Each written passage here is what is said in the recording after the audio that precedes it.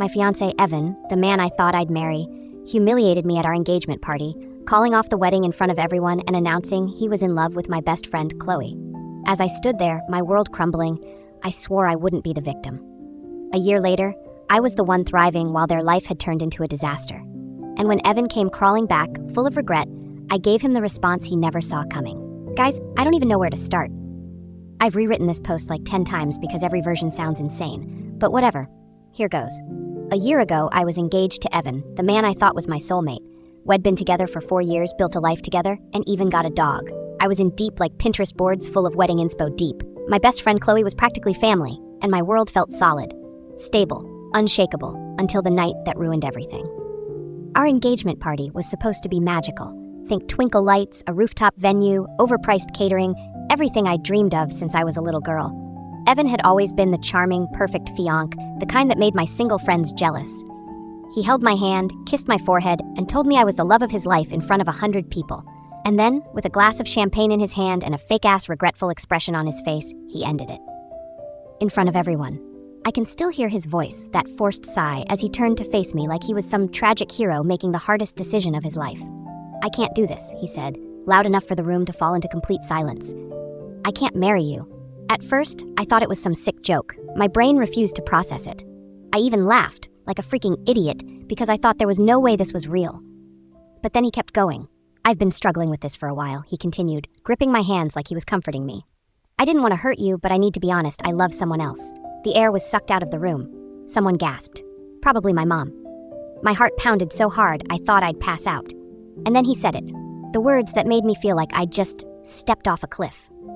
"It's Chloe, my best friend, my ride or die, the person who had been helping me plan this damn wedding." I must have looked insane standing there, blinking at him, because he softened his voice like he was the good guy in this scenario. "I didn't plan for this to happen," he said, "but we fell in love."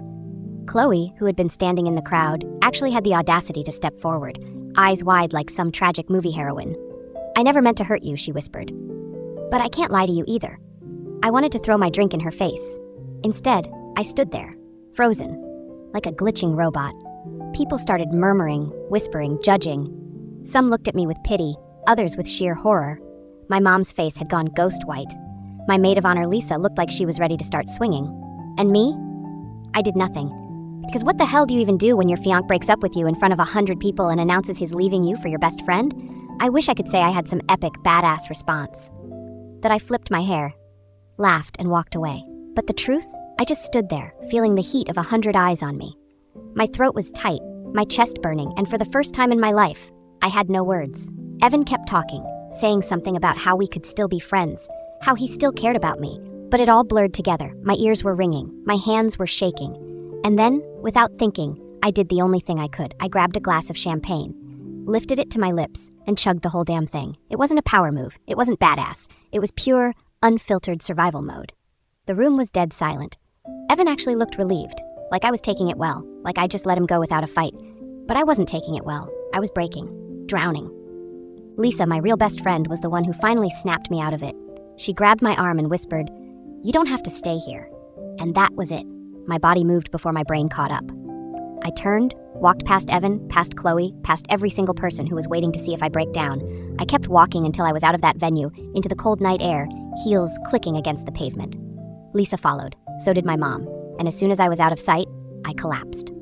The moment I hit the backseat of my mom's car, the sobs started. Not cute, delicate tears. Not a single dramatic tear sliding down my cheek like in the movies. No. Full body, gut-wrenching, gasping for air kind of sobs, because I wasn't just losing my fiancé, I was losing my best friend, and the worst part? They were getting everything they wanted. Evan was free, Chloe was happy, and me? I was just the girl who got publicly humiliated and thrown away like yesterday's trash. But that was only the beginning, because if they thought I was going to sit around and cry forever, they had another thing coming. The next morning was worse. You ever wake up after a really bad night, and for a split second, everything feels normal? Like, your brain hasn't caught up yet, and you think you're just waking up to a regular day? Yeah, that lasted all of 3 seconds before my phone's relentless buzzing reminded me otherwise. I groggily grabbed it off my nightstand, still half buried in blankets and mascara-streaked pillows. My head was pounding from last night's stress drinking, aka 3 glasses of champagne, a shot of tequila, thanks Lisa, and whatever mystery cocktail my mom shoved into my hand before pulling me out of that godforsaken venue. And my phone? 13 missed calls. 4 from Evan, 3 from Chloe, the rest from random mutual friends. I stared at the screen, heart pounding, stomach churning. No way. I was not dealing with this yet. I chucked my phone across the room, rolled over, and buried myself deeper in my blankets. But ignoring reality only works for so long. Because 30 minutes later, Lisa came barging into my apartment, looking like a woman on a mission. "Get up," she snapped, yanking the covers off me. I groaned. "Go away. Not happening." She plopped down on the bed, crossing her arms. "Do you even know what's happening online right now?" I cracked one eye open. "What?" She exhaled sharply. "It's everywhere." And that's when I really sat up, my pulse spiking. "What do you mean everywhere?" Lisa pulled out her phone, unlocked it, and shoved the screen in my face. And there it was, a video of the entire thing. Some asshole had filmed the engagement party disaster, and now it was circulating all over social media. The caption? "Imagine getting dumped at your own engagement party. This poor girl deserves better." Poor girl. That was me. The video already had 80,000 views and counting. The comments were a mix of sympathy, outrage, and straight-up internet chaos. "Evan is trash. Dumped for the best friend? This is some Netflix drama shit." Honestly, props to her for drinking that champagne like a queen. "Sis, we need a follow-up, okay? Do you need a hitman?" I swallowed hard, my mouth suddenly dry. "This is a nightmare," I muttered. Lisa arched a brow. "Is it though?" I blinked at her. "What?" She smirked, scrolling through the comments. "I mean, people hate them. Everyone's on your side. This could be a good thing." I snorted. "Yeah, great. I get publicly humiliated, but at least I have strangers calling me a queen in the comments." Lisa's smirk didn't fade. "Exactly. So let's use it." I narrowed my eyes. "Use it how?" She shrugged. "I don't know yet, but people love a revenge story." I flopped back onto my pillow, groaning. "I don't want revenge. I want to go back in time and punch Evan in the face before he ever proposes." Lisa grinned. "I mean, that'd be fun too." I grabbed my phone again, scrolling through my notifications. Sure enough, Evan had texted me. "Evan, can we please talk? I never wanted to hurt you like this. Evan, I'm so sorry. I hope you can forgive me someday." I stared at the words, my stomach twisting. A few months ago, I would have melted at that. Evan had always been good at apologizing just enough to make me stay. But now I just felt rage. I didn't respond. Instead, I opened Instagram, went to my story, and typed, "Don't worry, guys. I'm good. Just planning my villain era. Stay tuned," and hit post. Let them wonder. 2 days later, Evan showed up at my door. Not a text, not a call. He actually showed up. I was mid-binge on some terrible reality show, wrapped in my coziest blanket, stuffing my face with takeout when the knocking started. At first, I thought it was Lisa, back with another get up and reclaim your life pep talk. But no, it was him. I nearly choked on my lo mein. I stared at the door like it might burst into flames. My heart pounded and my brain short-circuited between two instincts: scream at him until my throat gives out or slam the door in his face. Instead, I did neither. I took a deep breath, schooled my expression, and opened the door with the blankest, most bored look I could manage. What? Evan looked rough. Not in the suffering for his sins way I would have loved, but in the hasn't slept and definitely regrets his life choices kind of way. His hair was a mess, his shirt was wrinkled, and for the first time ever, he didn't have that annoying, overconfident smirk. "Hey," he said, voice low. "Can I come in?" I actually laughed.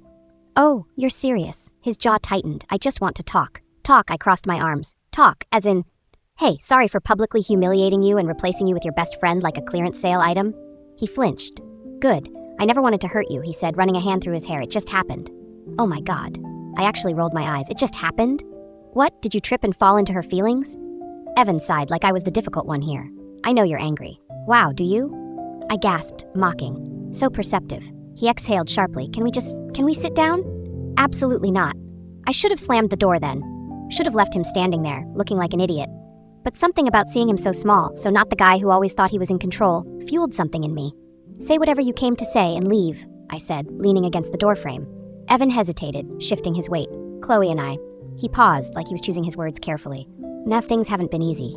I stared at him, then laughed, actually laughed. Oh my God, I wheezed. "Are you telling me you left me for my best friend, nuked our relationship in front of 100 people, and now you want sympathy because it's not all sunshine and rainbows?" Evan's jaw clenched. "That's not what I'm saying." "Oh, please." I folded my arms. "Spare me." "What, did she finally show you her true colors? The ones I was too blind to see?" Silence, which was an answer. I grinned. "Let me guess. She's not as fun when she's not sneaking around behind my back." His gaze dropped to the floor. And that was all the confirmation I needed. I wasn't just a safe option. I was the best option, and he knew it. And suddenly I wasn't sad anymore. I tilted my head, smiling sweetly. "Oh, Ev, you didn't think the girl who could betray her best friend wouldn't turn on you eventually?" Evan swallowed. I don't know where I stand with her. And that's my problem because," he sighed, "I miss you. That almost made me gag. I straightened, all traces of amusement gone. You don't miss me. You miss the way I made your life easier. You miss being the center of my world. But guess what? I leaned in slightly. You burned that to the ground. So enjoy the rubble. Evan's eyes flickered with something, regret, maybe. Or just shock that I wasn't falling over myself to comfort him. He opened his mouth, but I cut him off. Good talk, I said brightly. Now get off my porch. And before he could say another word, I shut the door in his face. I stood there for a second, heart pounding. A wild mix of triumph and fury coursing through me. Then I turned around, grabbed my phone, and texted Lisa. Me, you were right. Revenge era unlocked. Her response was instant. Lisa bitch, let's go. I grinned. Let the fun begin. Okay, I won't lie. Closing the door in Evan's face was satisfying as hell. But it wasn't enough. Not after everything he did. Not after he ruined me in front of our family, our friends, the entire freaking internet. I spent weeks drowning in heartbreak while he played house with Chloe. And now he wanted to waltz back into my life like some lost puppy? Nah. If Evan thought he could just hit reset, he was in for a rude awakening. And so, the villain era officially commenced. Lisa and I spent the next few nights planning, and by planning, I mean drinking wine, scrolling through social media, and figuring out just how bad things were for our favorite backstabbing duo. And let me tell you, things were not great. Turns out, their relationship wasn't the fairy tale Evan thought it would be. Chloe had been posting the most unhinged, passive-aggressive Instagram stories, song lyrics about betrayal, cryptic quotes like, "Sometimes the person you thought was your forever is just a lesson." Girl, what? And Evan wasn't posting anything at all. Not a single coupley pic, no cute captions, nothing, which for a guy who used to spam my feed with "look at my perfect fiancé posts" was very telling. Lisa cackled as she read the comments under Chloe's last post. Girl, are you okay? This ain't working out like you thought, huh? Wait, so you stole your best friend's fiancé just to get dumped? I took another sip of wine, smirking. Karma's fast these days. Lisa grinned. Oh, we're just getting started. Because here's the thing, I didn't just want them to suffer. I wanted to thrive. So I did what any recently betrayed woman with a grudge and internet access would do. I started making moves. First, I got a glow up. A major one. New hair, new wardrobe, new confidence. I ditched the cozy, soft girl aesthetic Evan always loved, aka the version of me that made him feel manly and superior and leveled up. Suddenly I was wearing bold colors, sleek styles, heels that made me look like I had places to be and men to ignore. And people noticed. My social media started popping off. My new pics were getting more likes than ever. People from college, old friends, even guys who had no business being in my DMs were suddenly all very interested in what I was up to. But the best part, Evan noticed too. I saw it in my story views. He was watching as I lived my best life, as I flourished without him. And then, the moment I knew I had won, Chloe unfollowed me. Lisa gasped when she saw the notification. Oh, she's pressed. I grinned. She should be. Because guess what? I wasn't just getting hotter and happier. I was upgrading everything. I got a promotion at work, started hitting the gym, took up hobbies I'd always wanted to try but never had time for because I was too busy making Evan's life comfortable. And the cherry on top? I started casually dating again. I wasn't looking for anything serious. Not yet. But it turns out when you stop wasting energy on trash, better things start finding you. And boy, did they find me. One of those things being Nick. Nick was hot. Not just cute hot, not just, oh, he has potential hot. Hot. He was the kind of man who made you rethink your standards. Tall, confident, actually emotionally mature. And the best part, he hated guys like Evan. Lisa called it divine intervention. The universe really said, let me upgrade you, sis. I didn't disagree. So naturally, when Nick invited me to an event, a high-profile networking thing full of important people, I said yes. And that's when Evan really lost it. Because as it turns out, he was going to be there too. And I was about to make sure he never forgot it. I won't lie, I was thriving off the idea of Evan seeing me with Nick. Not just because I wanted him to regret every single decision he had made he would, but because for the first time in a long time, I was genuinely excited about my own life. Lisa practically threw a party when I told her about the event. This is it, she said, practically vibrating with excitement. This is your villain origin moment, except you're not even the villain, you're just the main character. And main characters? They don't cry over the past. They show up, look amazing, and remind the world exactly what they lost. So that's exactly what I did. The night of the event, I pulled out all the stops. Dress? Flawless. Hair? Perfection. Confidence? Through the freaking roof. Nick picked me up in a sleek black suit that made him look like he belonged on the cover of GQ, and when I walked out, his reaction was everything I could have asked for. Holy shit, he said, eyes dragging over me. You're going to make every man in that room regret their life choices. I smirked. That's the plan. The venue was gorgeous. A rooftop overlooking the city, all string lights and expensive drinks and people who talked about things like investments and business deals. It was the kind of event Evan used to drag me to, the kind where he liked to parade me around like a trophy. But this time, I wasn't his anymore. I walked in with Nick, his hand warm on my waist, and within 10 minutes, I felt it, eyes on me. Evan was there, and he was staring. He looked different, tense, uncomfortable. He was wearing his usual tailored suit, standing in a small group of people, but his focus completely on me. Good. Stew in it. I ignored him completely. Instead, I laughed at Nick's jokes, sipped my drink like I wasn't even aware Evan existed, and looked so damn happy that even I almost believed I had never been hurt in the first place. Lisa texted me from across the room. Lisa girl, I have never seen a man look more like he's on the verge of throwing up. Me? Oh, you love to see it. But then Chloe showed up. She appeared beside Evan, looking not great. Her hair was overstyled, her dress was trying way too hard, and the moment she saw me, her expression soured like she had just swallowed a lemon. Oh, this was fun. I raised my glass slightly in greeting. Chloe, she blinked, clearly not expecting me to acknowledge her first. Oh, hi. Nick, bless him, picked up on the energy instantly. He turned to me, completely ignoring Evan and Chloe, and brushed a strand of hair behind my ear. Behind my freaking ear. And Evan? Oh, Evan was seething. I could feel it. The tension radiating off of him was almost comical. Chloe tried to play it cool. I didn't know you'd be here. I smiled sweetly. Well, I didn't know you'd be here either, but I guess we all find ourselves in places we don't really belong, huh? Her jaw clenched. Evan's hands balled into fists. Nick, absolute legend that he is, leaned in and murmured, "Are we playing mind games? Because I love mind games." I nearly cackled. Evan finally snapped. Can we talk? I blinked up at him, feigning confusion. Talk? About what? His jaw tightened. You know what? Nick looked at me, then back at Evan and smirked. You good, man? Oh, I was living for this. I tilted my head. Actually, I'm having a great time. You? Evan exhaled sharply. Can we just, please? Something about his tone was almost desperate, like he needed to get something off his chest. And honestly, I was feeling generous. So I excused myself from Nick, following Evan a few steps away to a quieter corner of the venue. The moment we were alone, he turned to me. What are you doing? I raised an eyebrow. Having fun. His eyes darkened. With him? I smirked. Jealous? He clenched his jaw, not answering. So I stepped closer just enough to lower my voice. You know what's funny? I whispered. For months, I cried over you. I let you make me feel like I wasn't enough, like I was disposable. His throat bobbed. That's not. I cut him off. But the thing is, Evan, I was never the problem. I let my smirk widen. And now I'm happier than I ever was with you. He opened his mouth, but I stopped him with a final, dismissive glance. Then I turned, walked away, and went straight back to Nick, who was waiting with another drink and an approving smirk. And Evan? He just stood there, watching, regretting. And that was better than any revenge I could have planned. That night should have been the last time I ever spoke to Evan. But life loves one final twist. Because a week later, I got another text from him. Evan, can we meet? Just once. Please. I stared at my screen, fingers hovering over the keyboard. Every part of me screamed no, but another part of me, the part that had spent 4 years loving him, was curious. Not because I wanted him back. God, no. That ship had sunk, caught fire, and was sitting at the bottom of the ocean. But I wanted to hear it. I wanted to hear him say he regretted it. So against my better judgment, I agreed. We met at a quiet coffee shop, one I used to love, but now only saw as another place I had wasted time on him. And when he walked in, he looked like hell. Dark circles under his eyes, hair a little messy, miserable.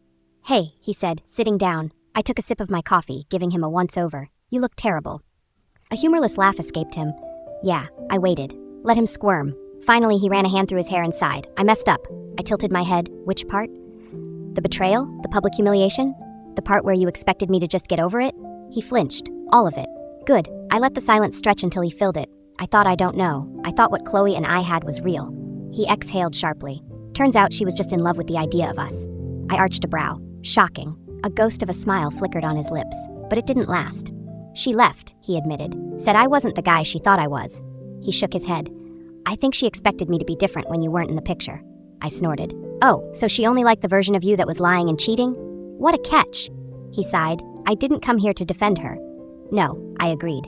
You came here because you want me to tell you that it's okay, that I forgive you. Evan swallowed. Do you? I stared at him, at the man I once thought I'd spend my life with, and I realized I felt nothing. No anger, no pain, no longing, just peace. So I smiled, genuinely smiled. I do, I said simply. I forgive you. His shoulders sagged, like he'd been holding his breath. But before he could speak, I continued. But that doesn't mean I want you back, or that I want you in my life. It just means I don't care enough to hold on to the hate anymore. Something in his eyes dimmed. I leaned forward slightly. You don't get to be the villain and the victim, Evan. My voice was soft but firm. You made your choice. And now you have to live with it. He exhaled, nodding slowly. I get that. Good. I stood up, grabbing my bag. Take care, Evan. And with that, I walked away. No lingering glances, no dramatic music, just me, finally free. And let me tell you, it felt damn good. It's been 6 months since that conversation. Evan tried reaching out once more, but I left him on red. Some doors don't need to be reopened. Chloe, no clue what she's up to, and honestly, don't care. As for me, I'm thriving. Nick and I are still dating. Lisa and I started a podcast, because apparently people love hearing about messy breakups and glow-ups. I traveled, I lived, and most importantly, I never let that night define me, because in the end, I wasn't the one who lost anything. He did. And that's the best revenge of all.